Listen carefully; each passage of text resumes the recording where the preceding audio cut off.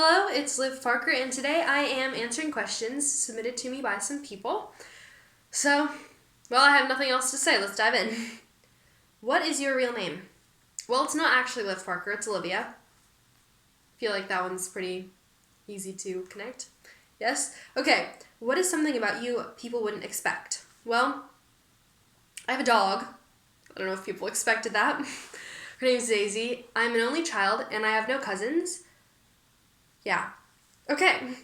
Why did you start making music? I love music. I have played piano for a very long time. I stopped taking lessons a while ago, but I started doing guitar recently, and I've been singing literally my whole life. I could not tell you the first day I was like, yes, this is my thing, because it's all I've ever known. I've always loved singing, so that was great. But why did I start making music? I didn't answer the actual question. I started making music because it was fun, and it helped me get my feelings, into something other than crying, you know? Why cry when you can sing? Exactly. Okay.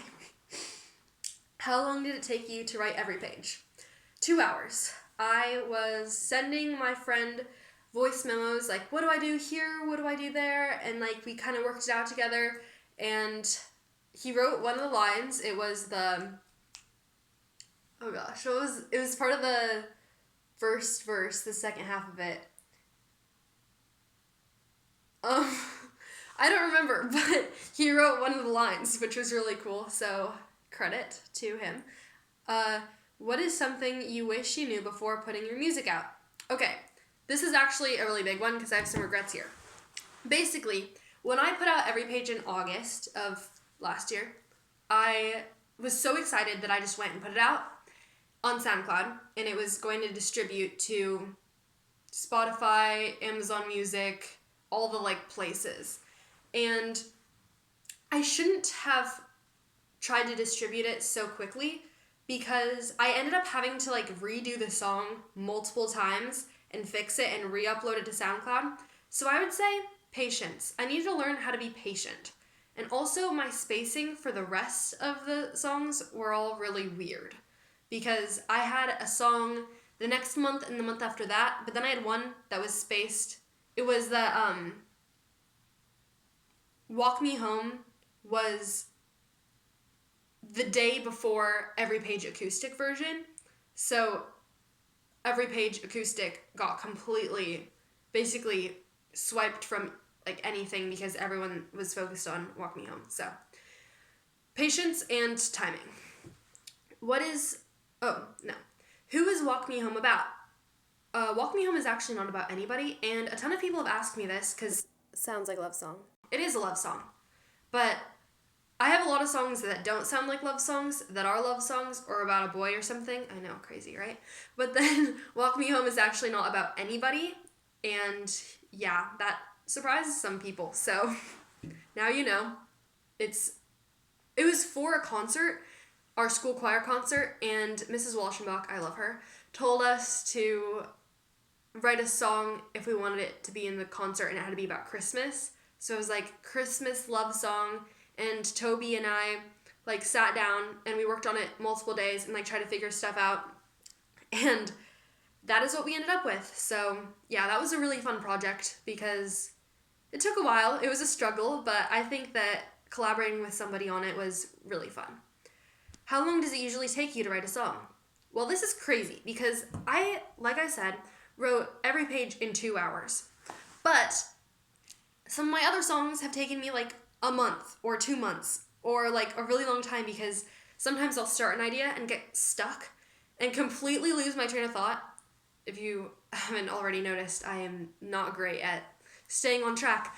But anyways, so one of my songs, Home Now, was also a very quick one. But Walk Me Home took a very long time, longer than it should have taken, and Echo took me one evening. I stayed up all night for that one. I did not sleep that night. Bad idea. But there are a few songs that you haven't heard of yet that you'll be seeing soon that took me quite a long time. And there's a couple that I'm still sitting on right now. Okay, what happened to your voice? Oh my goodness. I have many stories of what happened to my voice. It's actually one story. So I have something wrong with my voice where I have a octave pitch break. This is a recent thing, kind of. I've been having vocal health issues this whole, like, school year, which is really sad because singing is what I do. So without it, I've kind of been struggling with my identity. Like, who am I if I can't do the one thing that makes me happy? So, that's been a struggle. But basically, I have been overusing my voice because I'm in choir and I sing chapel worship at my school, and I just sing all the time, honestly. I obviously sing when I'm home. I have a vocal coach and I do singing stuff for that. I just sing nonstop. Genuinely, I should not be singing that much, and I know it's not healthy. And I had a cheer season that I was doing. I did football and basketball, and I really damaged my voice through, like, yelling and singing and whispering to my friends. Like, I don't know. Basically, I did all the things that you shouldn't do to your voice, and I have a lot of, like, if you have questions about vocal health, you can come to me, because I could tell you what not to do. Anyways, I'm in the process of healing from that, so as of right now, I'm not recording any new songs for a little bit until I can sing again. But I have been working on writing songs because I can do that, even with a dead voice. Okay, what is something that you've gone through that has really shaped your music? Oh gosh, I feel like there's a lot of things that have really shaped my music, so I'm going to tell you what every single one of my songs is about that I have released on Spotify thus far. This is going to be crazy. Oh, there's another question here, I think, that asks, have you ever written a song about someone specific? That's the next one. I'll answer these together. I write my songs about people and experiences. And if there's one emotion that, like, really drives all my songs, it's nostalgia. I'm so nostalgic about literally everything. I always, like, reminisce, and I'm super sentimental, and it's almost a problem. But I think that helps with songwriting. Home Now is about camping. It's about our cabin that my family has and all the experiences we had there, and, like, summers there, reminiscing about that because I wrote it in the fall. So I was like, oh, I miss when it was sunny, and, like, I used to go to the cabin and play with my friends and stuff and ride ATVs in the woods. Like, that's literally what I love. I love nature. But then I wrote every page about, like, 5 different people, and I honestly don't know if those people know who they are. Yeah, there's a lot of songs that I'm like, if these people knew it was about them, that would kind of be an issue. Like Echo, and I know the people who Echo is about know who they are, which is really unfortunate. But it's not like an angry song. Genuinely, I have no hard feelings about that. It was just a good emotional moment to write a song. And every bad thing that happens to me, it's like, okay, well, that was bad, but I can write a song about that. So maybe there's a right side to this. It's like a really twisted way of thinking about things, but do your songs have deeper meanings, or are they more straightforward? Yes, they have deeper meanings. If I just wrote what I literally wanted to say, the songs would not be interesting. I'd be like, oh, you hurt my feelings. Oh, boo-hoo. I'm going to cry about it now. No, you have to write in metaphors. I'm kidding. I don't even know what I'm talking about at this point. I'm really bad at, like, talking in front of a camera. You couldn't tell? Okay. Is there a song that you made that means more to you than people think? Well, it's not Walk Me Home. And I'm sorry about that, I guess. That was probably my most, like, surface level song because I've never experienced that before. Well, yeah.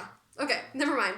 Anyways, I would say Every Page was a huge one because I wrote it for some of my childhood best friends, like, through the years. It's like, they don't know how much they've shaped me, but every page of my story reads their name. Like, I was reading through my diary, and I was looking at it, and I was like, oh my gosh, I actually, like, genuinely felt such deep feelings about these people, and they don't realize how deeply they impacted me or that they shaped me, and I think about them every single day. Like, still, to this day. Okay, that was sappy. All right, who has been the most supportive of your music? A lot of people. I can't single people out for that because it's honestly been, like, a ton of people, and I'm really, really grateful. And all those people, they know who they are, and they are amazing, and I love them so, so much. And if you're watching this video, I love you so, so much. And yeah. Does your love life affect your music at all? Let's start with, does your love life? No. My love life is not real. It doesn't exist, for the most part. I am not going to disclose any information in this video. Okay. Do you want to do music professionally, or is it just something you love? Can it be both? Because I love it, and I'd consider it doing professionally, but I think I need to get better, honestly. I think that there's a lot of growth that I can work on, and it really just depends on how much time and effort I'm willing to put into it, which right now in high school is a struggle because I feel so busy all the time, and I just need a break. But I love music, and I will continue doing it, and hopefully professionally. What is your biggest dream? Okay. First, I'm going to tell you about this dream I had. No, never mind. Okay. My biggest dream is probably peace in my life, or having a really cool hat. You know, if any of you could send me a hat or something, or like, just give me a hat. Like, I just want a hat, because it's a really long story. I want a hat. I think it's cool. Cool hats. Okay. Would I rather be rich with no real friends or poor with close friends? I would say poor with close friends, because then I have two ways of answering this. The real honest way and then like funny way. I'm going to start with the real honest way. Having close friends is a lot more valuable than having money, because they're really the people who show up for you, because I'd rather be not depressed and poor than rich and empty inside. Okay, my other thing is, if you have a lot of close friends, they can buy stuff for you, so it doesn't matter how much money you have. If your life were a movie, what would it be called? Well, I started writing my autobiography and called it No Longer Temporary, because that was something that God taught me a lot in my life, was that though there are things in my life that are temporary, there are some things that aren't temporary, like love is not temporary if it's temporary. Because love never fails, so if it fails, it's not love. Okay. What is your favorite song you've made? I think this is the last question, hopefully, because I'm tired of talking and it's bad for your voice. So, favorite song I've ever made?